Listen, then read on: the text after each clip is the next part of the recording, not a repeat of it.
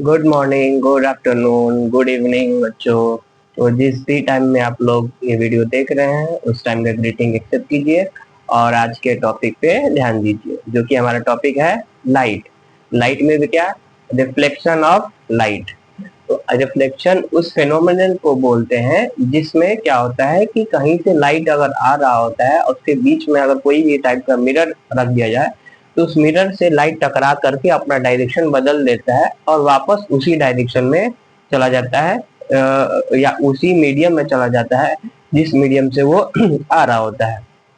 जैसे कि अगर यहाँ पे कोई एक प्लेन मिरर है जिसका ये वाला है उसका ओपेक सरफेस और ये वाला है रिफ्लेक्टिंग सरफेस, और इधर से कहीं से लाइट आ रहा है जिसको बोलेंगे इंसिडेंट रे, और ये प्लेन मिरर से टकराएगा और इस पे रिफ्लेक्ट होके वापस इसी मीडियम में चला जाएगा।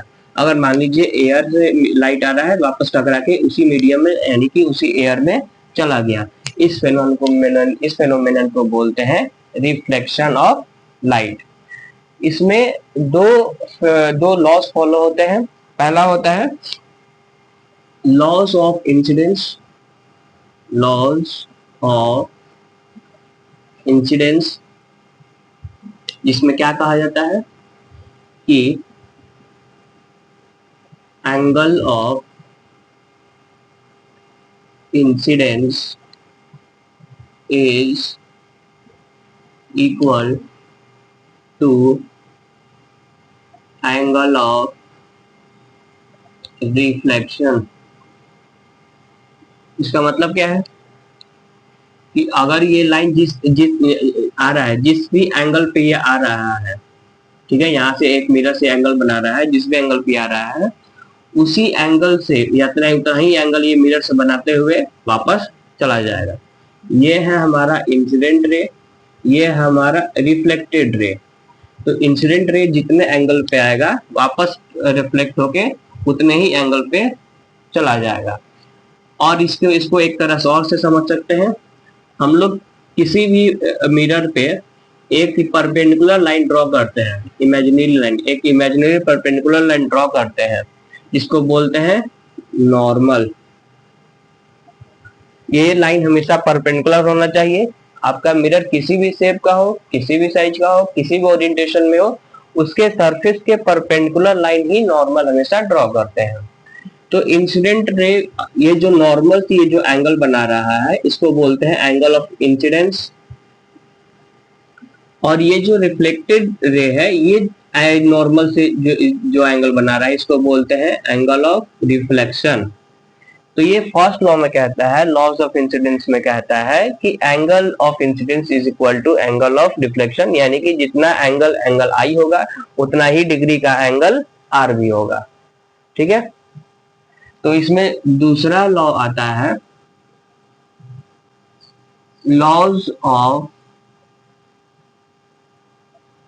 प्लेन, जिसमें क्या कहा जाता है कि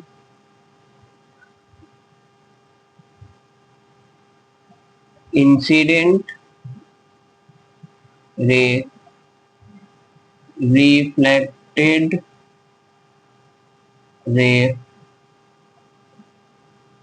and normal all lie in same plane। ठीक है, इसका मतलब एंगल ऑफ इंसिडेंस जिस प्लेन में आएगा उसी प्लेन में हमारा नॉर्मल भी होगा और उसी प्लेन में हमारा एंगल ऑफ रिफ्लेक्शन भी एंगल ऑफ रिफ्लेक्शन भी होगा। तो तीनों लाइन जो है सेम प्लेन में होते हैं। तो ये हो गया लॉस। इसको आप लिख सकते हैं या स्क्रीनशॉट ले सकते हैं। चलिए, अगर हो गया हो तो आगे बढ़ते हैं। आप पॉज करके लिख सकते हैं या स्क्रीनशॉट ले सकते हैं। आगे बढ़ते हैं। अगला हमारा टॉपिक होगा image formation by a plane mirror. अगर लाइट के रास्ते में अगर कोई प्लेन मिरर हम लोग रख देते हैं तो क्या होता है।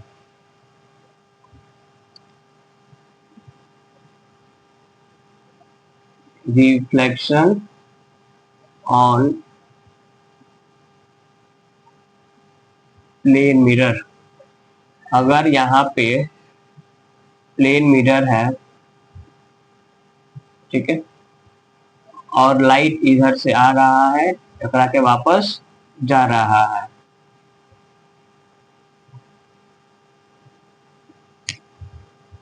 तो ये प्लेन मिरर में, प्लेन मिरर नॉर्मल मिरर होता है जो हमारे घरों में होता है, ठीक है, हम लोग अपने घर में जो मिरर इस्तेमाल करते हैं वो प्लेन मिरर होता है।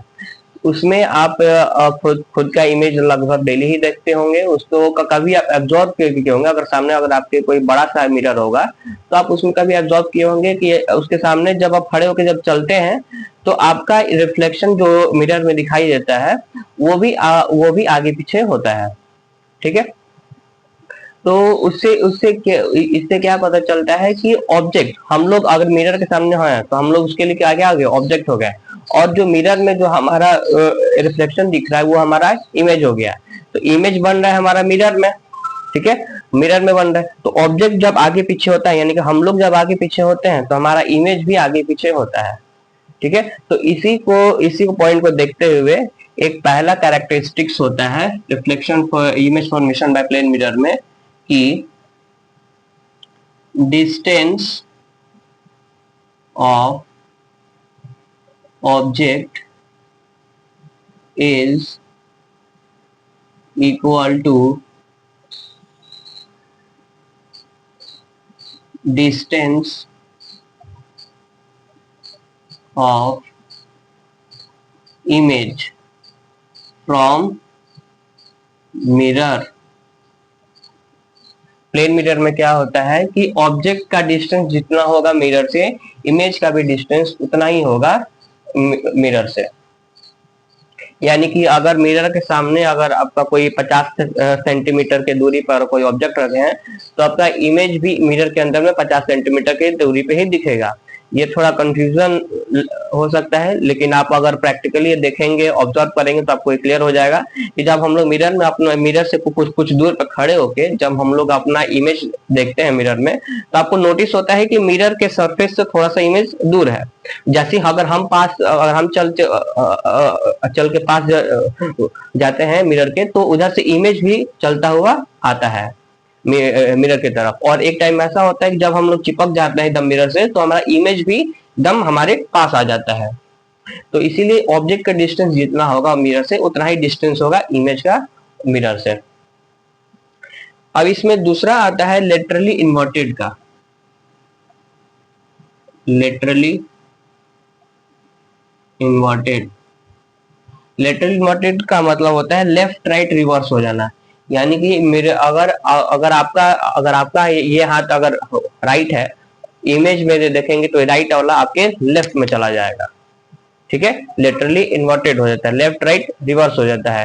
ये लेटरली इन्वर्टेड होने का आप एक और एग्जांपल देख सकते हैं। एम्बुलेंस पर आगे शीशे पे एम्बुलेंस जो लिखा रहता है वो लेटरली इन्वर्टेड लिखा रहता है, उल्टा लिखा रहता है। क्यों? क्योंकि हमारे ये अगर मिरर में अगर हम लोग इमेज उसका देखते हैं तो वो सीधा तक दिखाई दे, मिरर में अगर उसको देखिएगा तब सीधा दिखाई देगा, इसलिए वो लोग पहले से उल्टा करके लिखा रहता है। अगर वो पहले से ही अगर वो सीधा लिख देंगे तो मिरर में उल्टा दिखाई देगा, इसीलिए वो उसको उल्टा करके लिखते हैं ताकि मिरर में सीधा दिखाई दे। तो प्लेन मिरर में क्या होता है, इमेज कैसा बनता है, लेटरली इन्वर्टेड, अपसाइड इन्वर्टेड नहीं। ऐसा थोड़ा ना होता है कि मिरर में अगर आप देखते हैं तो आपका सर नीचे और पैर ऊपर दिखाई देता है, ऐसा नहीं होता है। आपका लेफ्ट और राइट रिवर्स हो जाता है इमेज फॉर्मेशन में। दूसरा इसमें आता है इरेक्ट इमेज, तीसरा आता है इरेक्ट इमेज। इरेक्ट इमेज का मतलब होता है एकदम सीधा इमेज बनेगा, लेटरली अपसाइड डाउन वाला रिवर्स नहीं बनेगा, इरेक्ट इमेज बनता है। अगला इसका प्रॉपर्टी होगा virtual image. Virtual image, virtual image का मतलब क्या क्या होता है, image can't be produce on screen. Virtual image बनता है प्लेन मिरर में, इसका मतलब होता है, वर्चुअल इमेज का मतलब होता है इमेज को हम लोग स्क्रीन पर प्रोड्यूस नहीं कर सकते हैं, इसका इमेज बिहाइंड द मिरर बनता है। Behind the mirror. हम लोग मिरर भी देखते तो लगता है ना कि पीछे में, मिरर के पीछे में, मिरर एक बीच में मिरर हो गया, और देखते हैं तो ऑब्जर्व करते देखते मिरर के अंदर, मिरर के पीछे में हमारा इमेज बनता है। ये स्क्रीन पर नहीं बनता है। स्क्रीन पर इमेज बनने का मतलब होता है प्रोजेक्टर। प्रोजेक्टर आप लोग देखे होंगे, स्मार्ट बोर्ड देखे होंगे, लाइट से एक लाइट प्रोजेक्ट करता है, तो यहाँ पे एक इमेज पर, एक पर्दे पे या बोर्ड पे कोई इमेज बनता है, तो वो होता है स्क्रीन पे बनना। ठीक है, मिरर इमेज में स्क्रीन पे नहीं बनता है, यानी वो वर्चुअल इमेज होता है। बिहाइंड द मिरर बनता है और image can't produce on screen. इसमें भी लिख लीजिए, बिहाइंड द मिरर। अगला प्रॉपर्टी है इसमें, same size of image as object. Object का साइज जितना बड़ा होगा उतना ही बड़ा इमेज भी बनेगा। यानी कि अगर हम मिरर के सामने खड़े हैं, मेरा जो हाइट है वही हाइट मिरर में भी हमारा दिखाई देगा। ऐसा नहीं है कि हम कोई अगर पेन है जिसका लेंथ मान लीजिए 7 से 8 सेंटीमीटर है, तो इसका मिरर के सामने रखेंगे तो इसका लेंथ बढ़ जाएगा या घट जाएगा। ये ऑब्जेक्ट का जितना लेंथ होगा उतना ही लेंथ मिरर में भी दिखाई देता है, उतना ही लेंथ प्लेन मिरर में दिखाई देता है। ठीक है, तो प्लेन मिरर का ये प्रॉपर्टी होता है कि जितना साइज ऑब्जेक्ट का होगा उतना ही साइज इमेज का भी बनेगा। तो ये टोटल प्रॉपर्टीज हो गए रिफ्लेक्शन ऑफ प्लेन मिरर के। इसको आप लिख लीजिए या स्क्रीनशॉट ले लीजिए। और आज के टॉपिक में बस प्लेन मिरर। हम लोग अब इसका नेक्स्ट वीडियो में हम लोग समझेंगे कि reflection of light on spherical mirror. तो अगले टॉपिक में हम लोग अगले वीडियो में बात करेंगे स्फेरिकल मिरर्स के बारे में। तब तक अपना ध्यान रखिए और पढ़ाई करते रहिए। Thank you.